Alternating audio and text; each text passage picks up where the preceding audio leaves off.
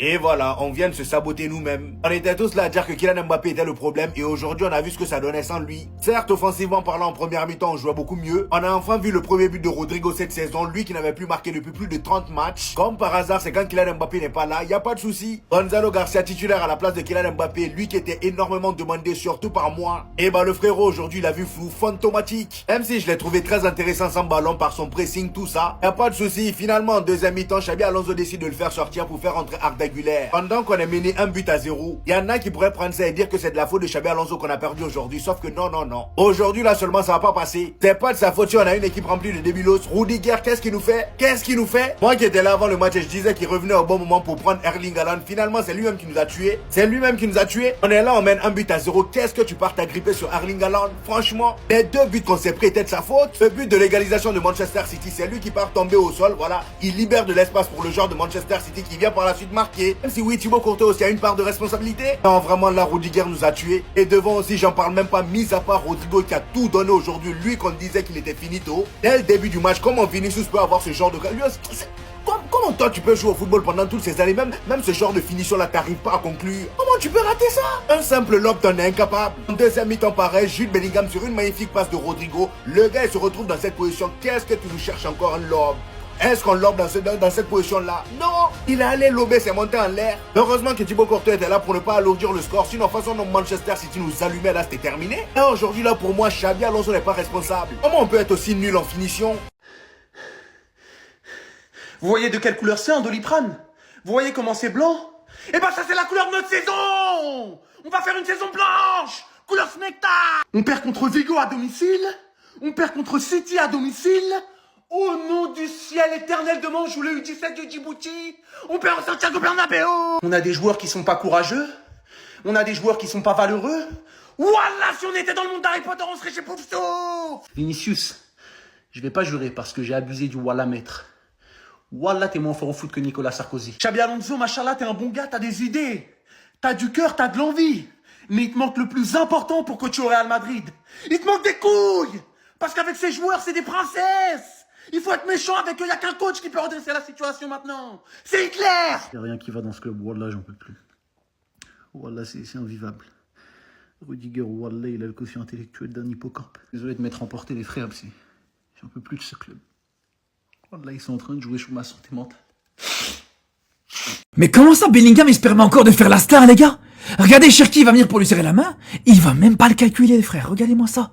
Mais je vais vous dire une chose, pour moi, avec le match de Bellingham, quand on compare le match de Bellingham à celui de Cherki, ça devrait être même un honneur que Cherki vienne lui serrer la main. Moi, je vous dis la vérité, après le match, à la place de Cherki, je lui aurais craché dessus. Et j'aurais même pas adressé la parole, j'aurais même pas donné l'heure, les frères. Voilà, regardez les joueurs à qui vous avez donné du buzz. Regardez les joueurs à qui vous avez donné une carrière, les frères. Franchement, ce joueur est surcoté. Ce joueur, je vous le dis, les gars, c'est même pas à Pedri qu'il faut le comparer ça. C'est à Fermin Lopez, c'est à Dani Olmo. Vous avez vu son match ou pas? Regardez juste son centre. Est-ce qu'on peut vraiment appeler ça un centre ou pas, les frères? Une situation comme ça, pour Bellingham. Une possibilité de centre où t'as deux joueurs, t'as Gonzalo Garcia dans l'axe, t'as Vinicius au deuxième poteau. Il va complètement rater son centre, les frères. Il va réussir l'exploit, j'ai envie de dire presque même l'exploit, les frères, à te mettre ce centre en dehors du terrain. Ni pour l'un, ni pour l'autre. Il va te faire sortir ce ballon derrière le but, les gars. Et c'est à lui que vous comparez à Vitinha ou à des Pedri. Mais les gars, arrêtez de surcoter ce joueur. Il est surcoté. Bellingham est surcoté, les gars. Les amis, est-ce qu'on peut se poser, est-ce qu'on peut parler de vous à moi et dire les termes sur ce joueur? Juste 30 secondes. Quand Jérémy Doku est en forme, il y a zéro défenseur de la planète football à l'heure actuelle capable de l'arrêter en 1 contre 1.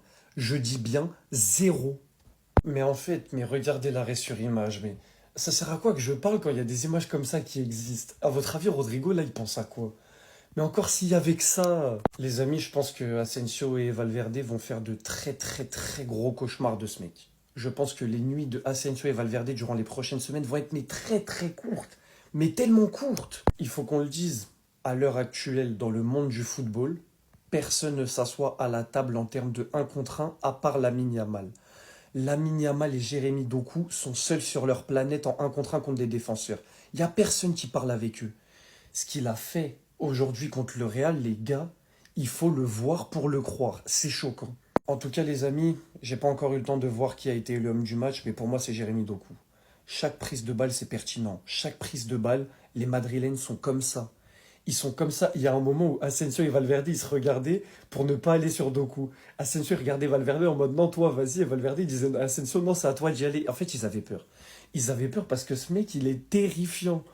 On me dit d'aller défendre sur Doku. Oh non, je demande à sortir. Oh non, je simule un claquage. Il n'y a rien à dire. Jérémy Doku en 1 contre 1.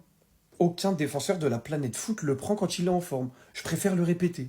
À genoux, Xabi Alonso. À genoux encore! Nous, on aime te voir à genoux. T'es le seul mec qu'on kiffe voir à genoux. Des buts évitables. Des erreurs évitables. Hein, Rudiger? Il fait ça pourquoi? Ils sont surpris pourquoi au final? Parce que ça se siffle pas en Liga. Koundé, pas sifflé. Tu m'étonnes qu'ils soient surpris. Donc Xabi est encore sur la sellette. Mais il y avait de la cohérence. En vrai, si on est honnête, Rodrigo qui marque. La première partie, du moins, de la première mi-temps, était cohérente côté Real Madrid. À partir du moment où tu fais le con comme ça et que derrière, en plus, les occasions que tu as, comme le lob de Vinicius et le tir ou lob, je sais plus, de Bellingham, tu les mets pas. Ah, voilà. Des fois, c'est ce qui sauvait le Real Madrid d'être clutch. Là, ils l'ont pas été. Voilà, en 10 minutes, le score a été retourné. Alors, je crois que c'est 55 buts pour 50 matchs en Ligue des Champions. C'est un malade, ce type. Continue à fermer les stades, ce sera le Celta. Et puis nous, quand on reviendra en forme, tout ça sans problème. Voilà. Fermez encore. 90 minutes Bernabeu, c'est long, je sais pas quoi. C'est long pour tout le monde parce qu'on se fait chier, en fait, à vous voir aussi nul depuis presque 2 ans. En tout cas, Doku, merci pour ce que tu as proposé. Laisser Rodrigo pour mort et Asensio de temps en temps aussi, c'était agréable à voir. En mode de Silva, vieux père, tu m'as déçu, hein, les pertes de balles et tout. Waouh. En tout cas, vous avez régalé Manchester City dans la globalité, même si la deuxième mi-temps n'est pas fameux, hein, en vrai de vrai. Ils ont fait le taf. C'est le principal, je m'en fous. Bilbao a fait match nul contre le PSG pour conclure la vidéo. Waouh. Tous ceux qui vont nous expliquer que le problème c'est Mbappé. Lui qui a converti une grande partie des buts de Madrid cette saison à lui tout seul. La réalité, que moi-même je ne voulais pas accepter, j'ai passé tout mon temps à défendre Vinicius la saison dernière. C'est pas que Madrid est meilleur sur Mbappé, c'est que ces deux-là ne peuvent juste pas jouer ensemble. Et que ce soir, tu mets Mbappé à la place de Vinicius, c'est pas le même match. C'est pas du tout le même match. Parce que les performances de Vinicius, les gars, c'est clownesque. Ça fait pitié. Tout ce que j'ai retenu de son match, c'est ça, quand il a voulu célébrer le penalty qui était en dehors de la surface. C'est tout ce que j'ai retenu du match de Vinicius. Contrairement à un Rodrigo qui était en pétard lorsqu'il affronte son adversaire préféré City, lui qui n'avait pas marqué depuis plus de 30 matchs, il fallait lui donner son adversaire préféré en Ligue des Champions pour déchirer les filets. Mis à part son but, dans le jeu, Rodrigo il fait un énorme match, il était partout sur le terrain. C'est dur à accepter quand tu sais ce que Vinicius a apporté au Real, mais en réalité je pense qu'il y en a un des deux qui doit sauter. Et pour moi c'est pas Mbappé, qui est vraiment en dessous depuis bientôt 1 an. Ça y est, le ballon d'or il est passé, c'est quoi l'excuse? Je vous jure, ça m'énerve parce que Madrid, ils ont été bons dans le jeu ce soir. Il y en a qui vont dire que c'est à cause de l'absence d'Mbappé. Alors que depuis bientôt 1 an, on voit très bien qu'avec ou sans Mbappé, Vinicius, il est mauvais.